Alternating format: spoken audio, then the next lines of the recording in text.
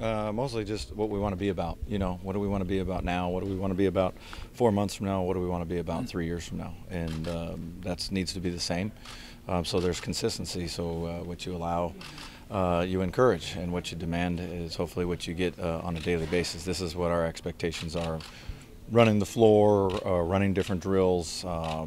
Communication, leadership, following, all of those kinds of things. So it's not so much as about the X's and O's as it is about how we go about our business.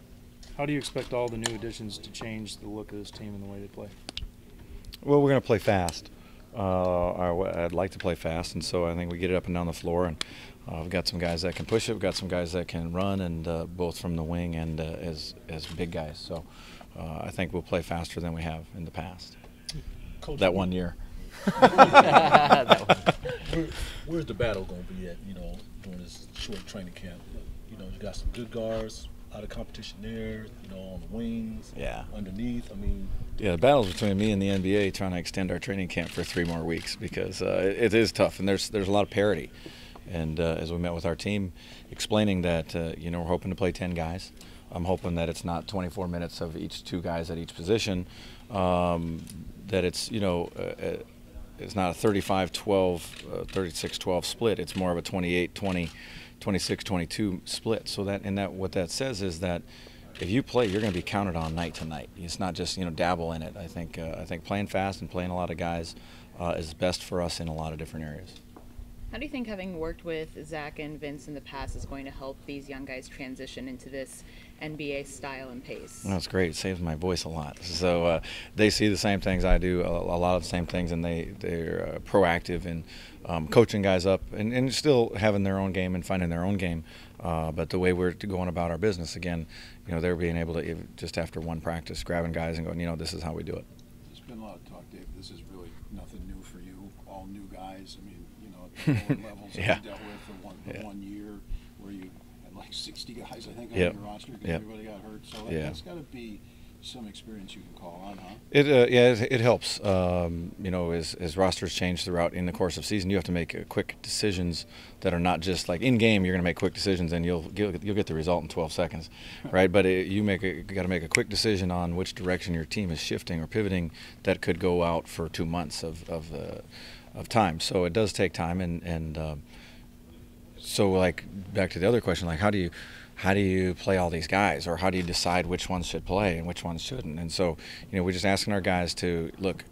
I'm going to give you a role, but your role could change. So play your minutes as hard as you can. Be a team guy. There's going to be times where you might be. I might grab a guy who's been playing a lot and go, hey, you know what? I'm going to keep you out tonight. I'm going to look at some other guys, or I might do that for 2 weeks at a time. And then we all know that also that injuries happen. So to be able to make that pivot, if a guy beats a guy out, and then it changes some of your schemes and some of your other things. So we roll with the punches. Do you feel a lot of your wing guys are interchangeable right now, or that you can kind of sort out as you get through some practices and see what guys fit best at? Yeah, I mean, it's I think like Bogdan, this is my first opportunity to see him, so I'm looking forward to that.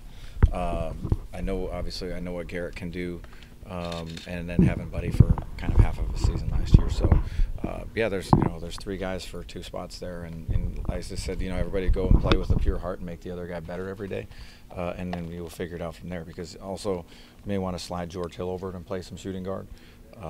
So that's in regards to that, more so for De'Aaron Fox to continue to develop and get more minutes. David Bogdanovic, he said he had about 4 days off since Eurobasket and getting over here on Saturday. Do you have to take it slow with him, or do you feel he can kind of immerse into training camp as everyone else? Yeah, that's a good question. I know we went through this a lot with Marc Gasol. I don't think that Bogdan is going to be in great shape physically, but you can get worn down, and mentally the grind of what they've gone through a 10 or 11-month season overseas, and then whatever games are going on in the late summer, and then coming in right into camp. And so you'll get a good initial push, and then you'll have a big dip where they're like, I'm gassed, in about a week or 10 days from now. So I'm gonna take it slow with him.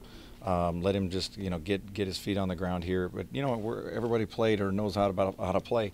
You want your first impressions to be positive. You want to have a little wow factor to you too. And so today, and I didn't mean to say this, today was a non-contact practice, and so I apologize. I to all of you. I got my wires totally crossed about, like, would I let you in if you want to come watch us do 3-man weave in a non-contact practice?